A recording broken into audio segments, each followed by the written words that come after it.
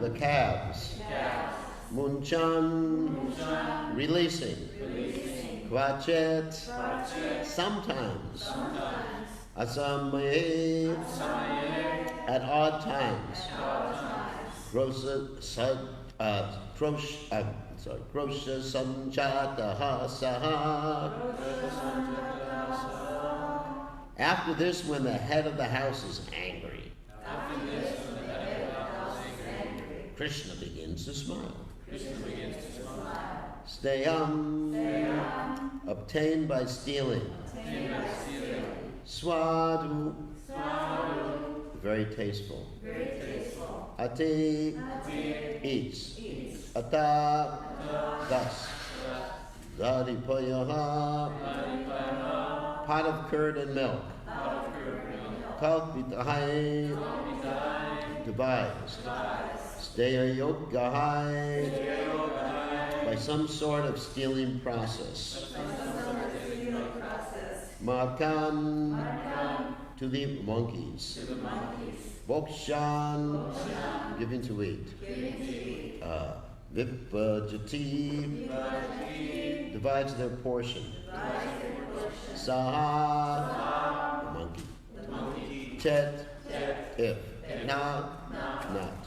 Ati, eats. Hondam, the pot. Abinati, he breaks. Ravya alabe, when eatables are unavailable, or he cannot find such pots. Sagraha kupita, he becomes angry at the residents of the house. Yati, he goes away. Upakrosha, irritating and pinching. Tokan, the small children.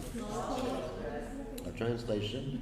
Our dear friend Yashoda, your son sometimes comes to our houses before the milking of the cows and releases the calves. And when the master of the house becomes angry, your son merely smiles.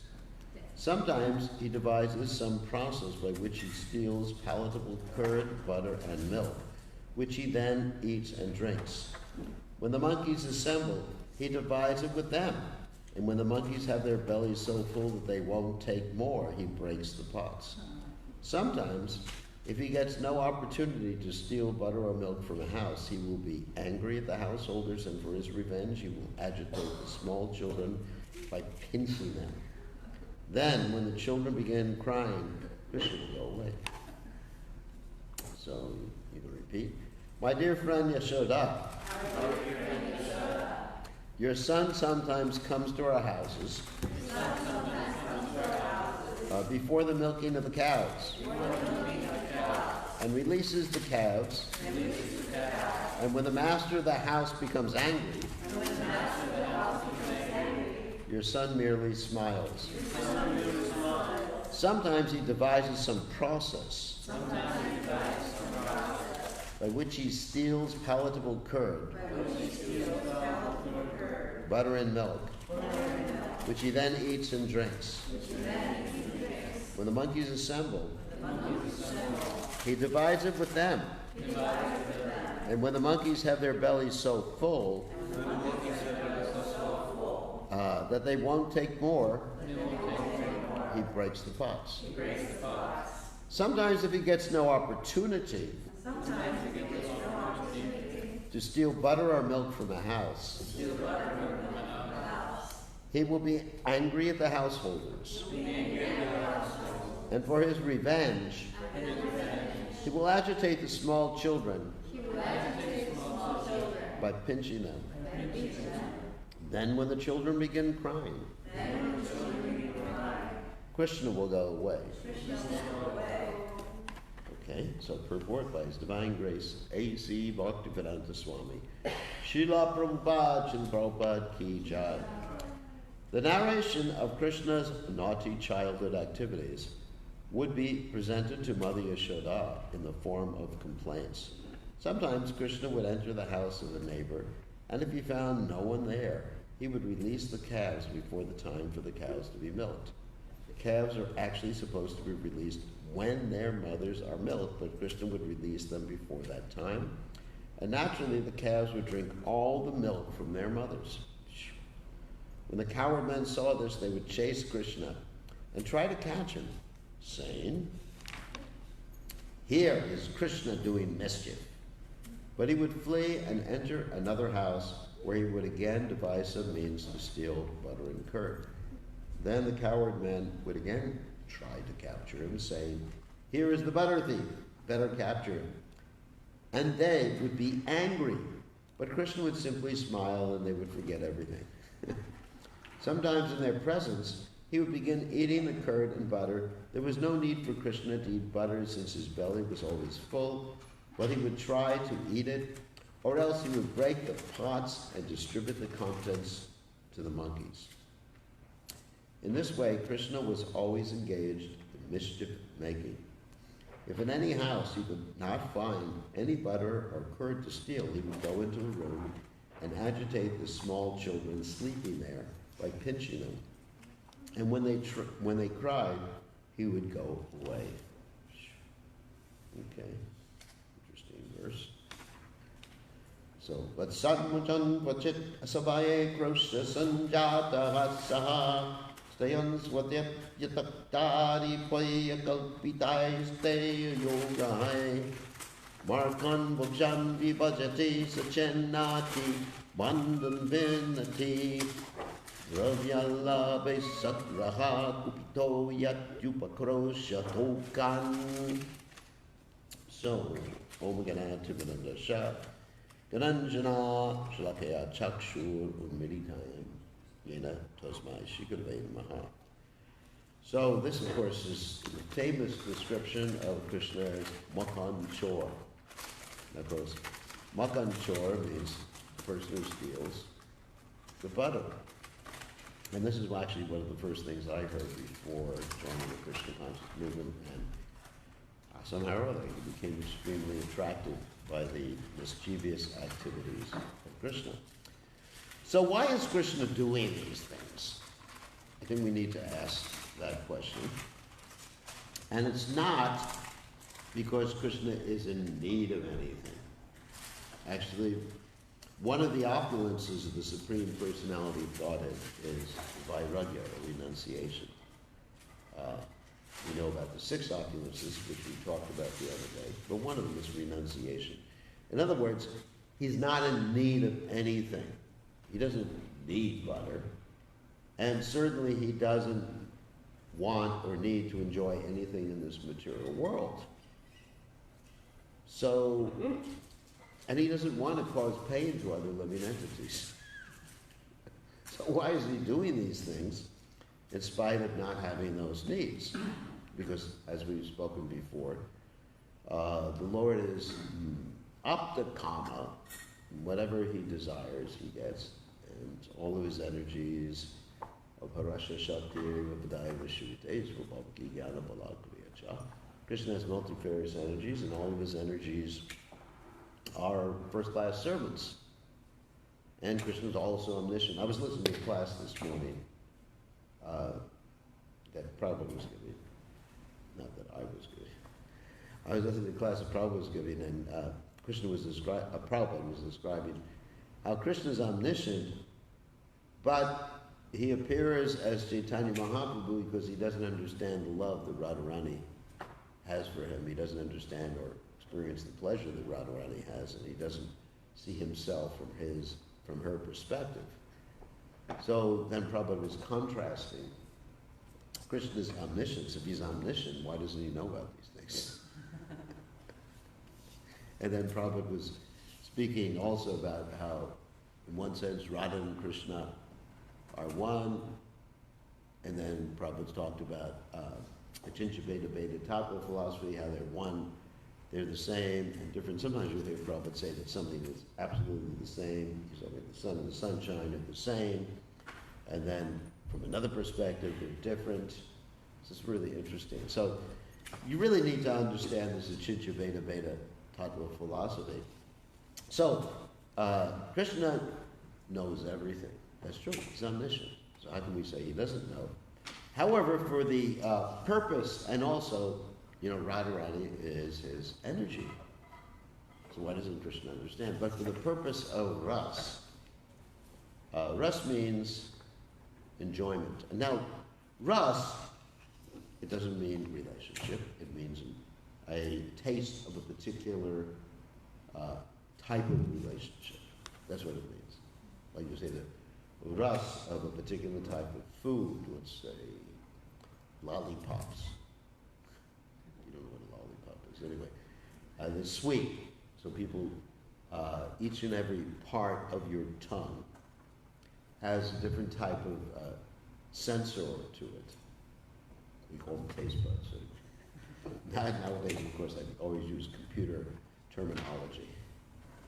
Sensor. So anyway, it's a taste bud. So there's different rasas that are experienced by different parts of your tongue. So when you want to experience sweetness, you rub the lolly on the tip of the tongue.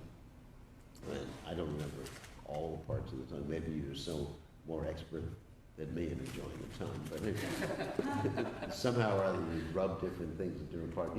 Salty is a different part of the tongue. Bitter is a different part of the tongue. And of course the Ayurvedic medicine is based on the different rasas, foods.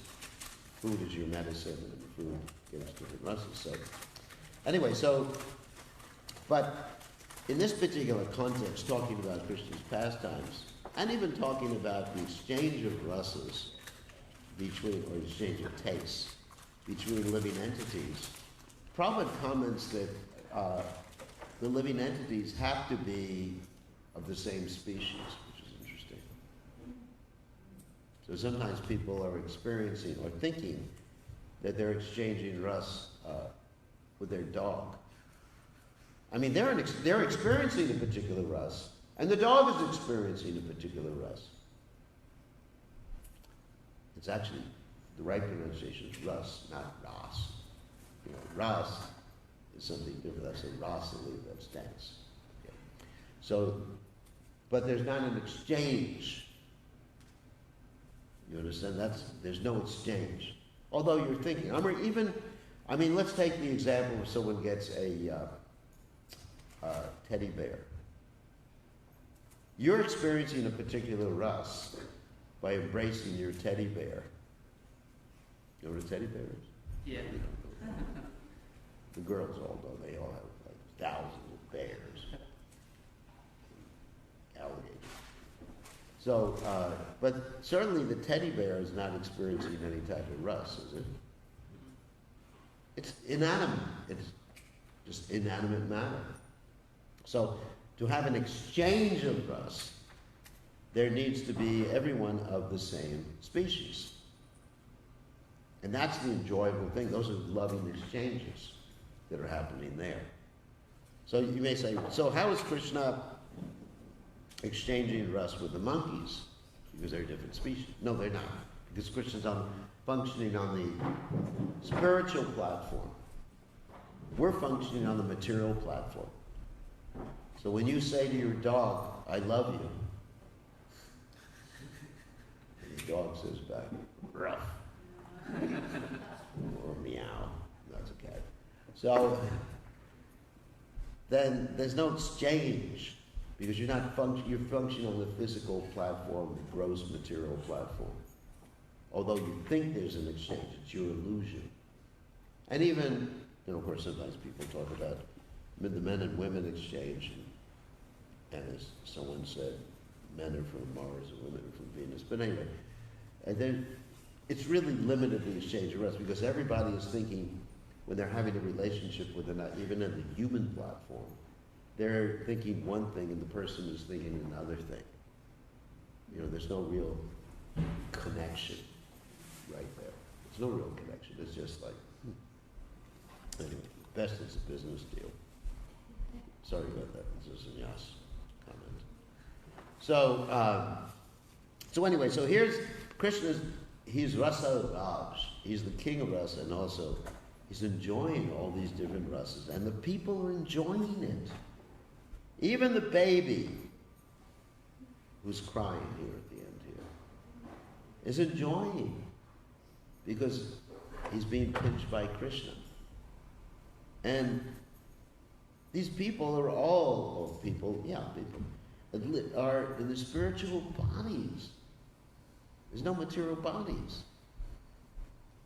They're exchanging these different loving exchanges, and at the same time the coward men are angry at Krishna. They're enjoying because they're angry at Krishna. He's a rascal. Like that. So this is all enjoyment, and Krishna's enjoying the rasa. So that's one reason why all these things are happening.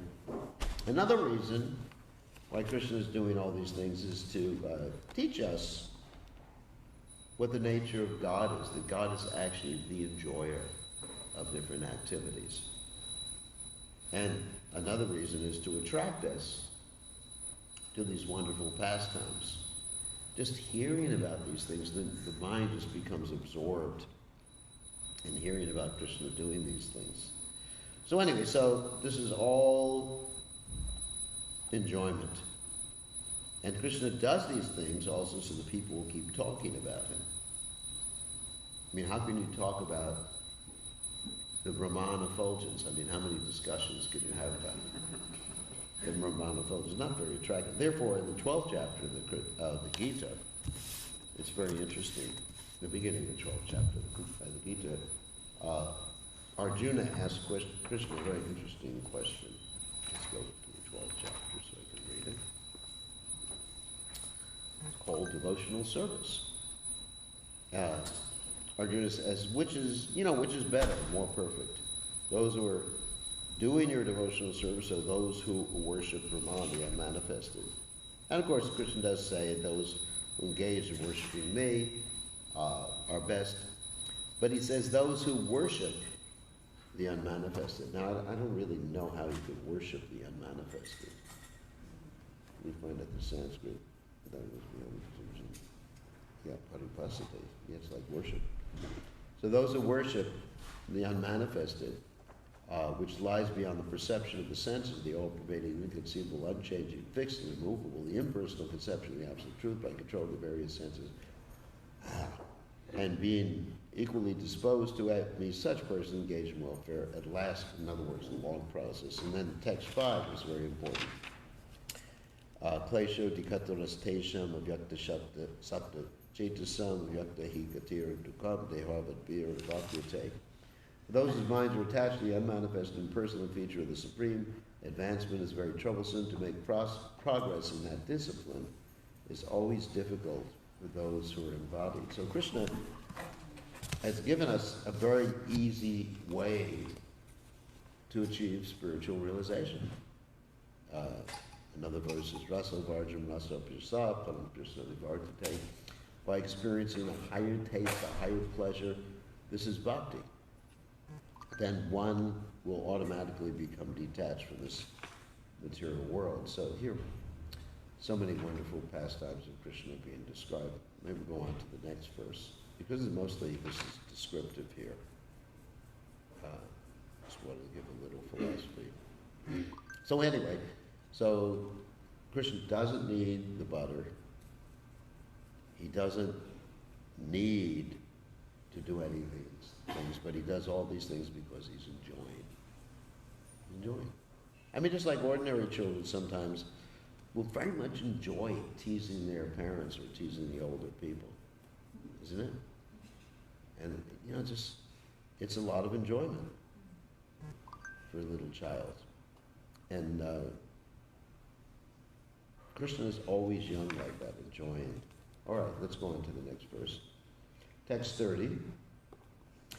Hastagraye rachati vidam pita kolu kaladyash chitram yanta nikita vayuna shikya bande shutadvit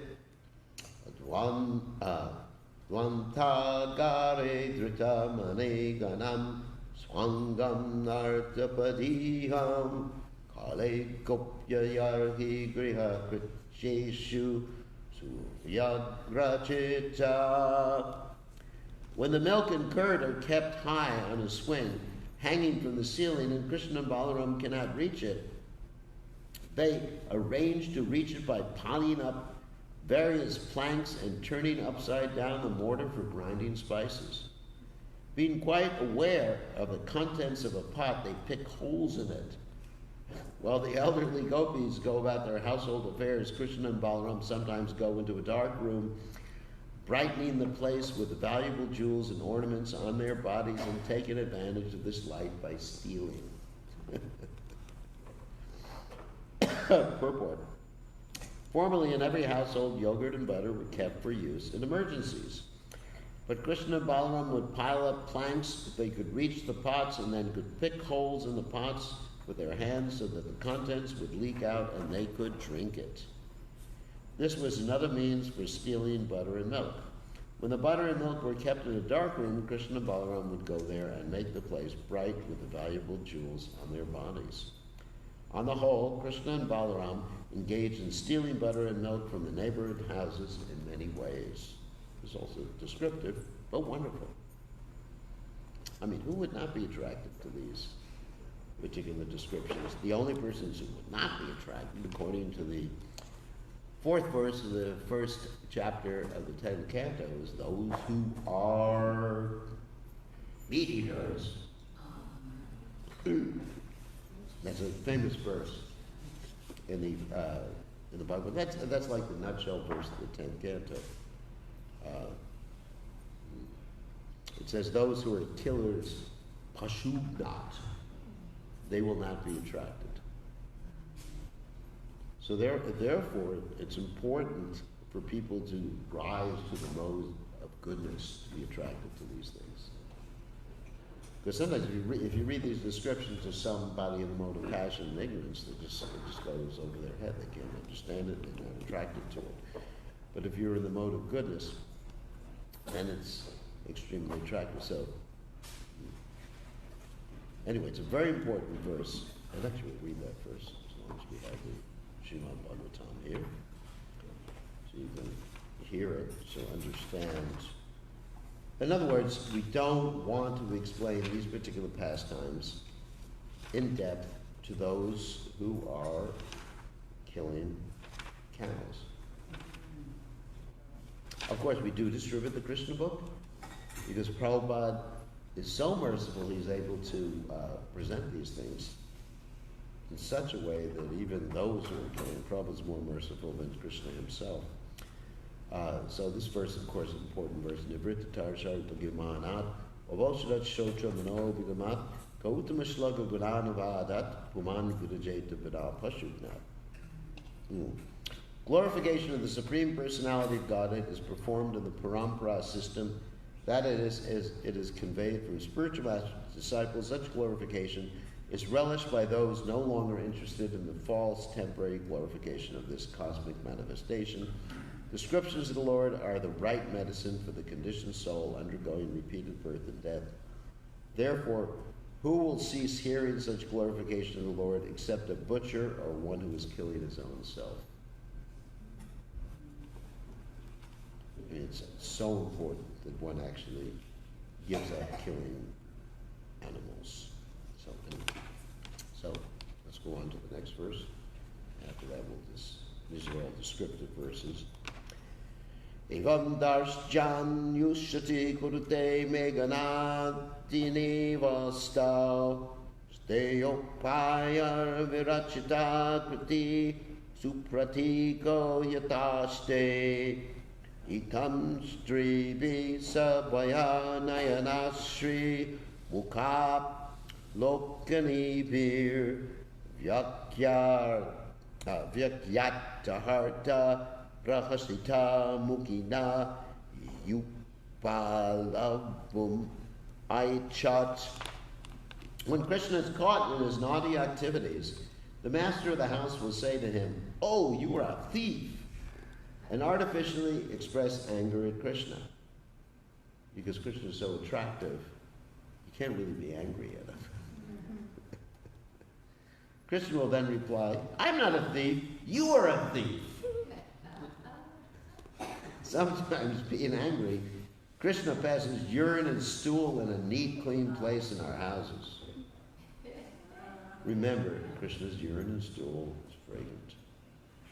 But now, our dear friend Yashoda, this expert thief is sitting before you like a very good boy.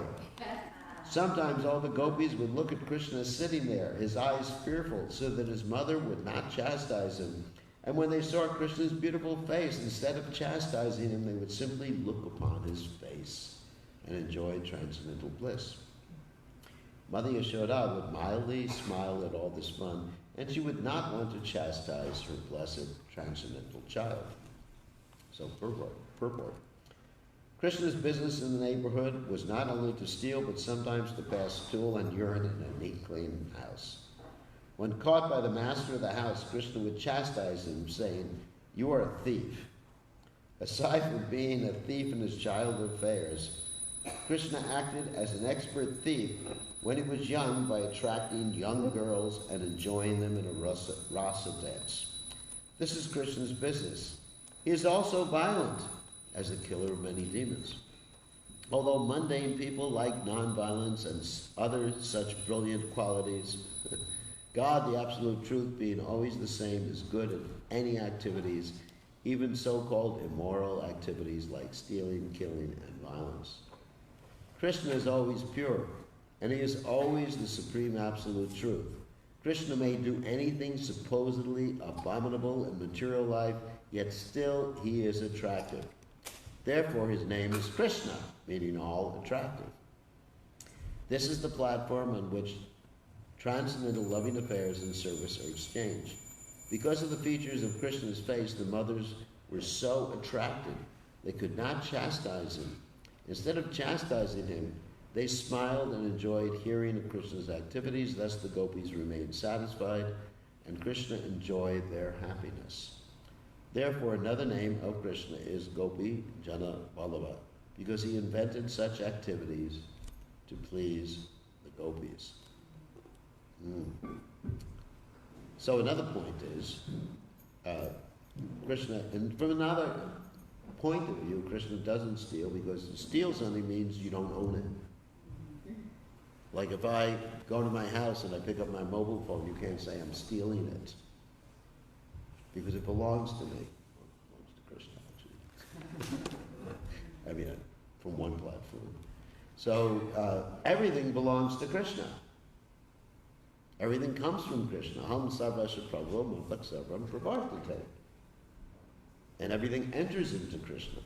So in one sense, he's not stealing anything. In another sense, he's not dancing with other wives in the middle of the night. Because they're his. Everything, or all persons, belong to Krishna. Everyone's actually prakriti in relationship to Krishna being Purusha. It's a mistake. Actually, the man who thinks that someone is his wife, he is stealing. He is committing adultery. In a higher sense, isn't it? Because she doesn't belong to him, she belongs to Krishna. That's the point. So Krishna's, even though we may say, and as far as killing, there's no question of killing. Nobody dies anyway. Krishna's helping the person. Everything he does is out of mercy. If he kills the body of a demon, then the demon gets liberated. So there's no question of killing, no question of stealing. And as far as you're saying he pollutes a house with his stool and urine, I mean, I'd love to have Krishna's stool and urine in my house. That would purify the house. And just like Lord Rishabhadeva was described with an incarnation of Krishna. When he engaged in Jata Yoga, he would pass stool and urine. And it was fragrant, like perfume, nice perfume for many, many different miles. So anyway, these are some of the wonderful pastimes of Krishna. Anyone have any questions or comments? Or problems with Krishna doing all these things? No, it's not a good example for us. That's the point. The example for us should be Lord Ram. Lord Ram is Maryada Purushottam. That means he sets a good example. Krishna does not go into Vrindavan. he sets an example of what God does, but not what we should do. He doesn't really follow his injunction in the Gita, yad yad chariti shreshtas tatadi evetaro janaha, which means as great persons act, all the world follows, but we don't follow what Krishna does. We worship him and appreciate him. Okay, on that happy note, all glories to Srila Prabhupada, Srila Prabhupada ki jai.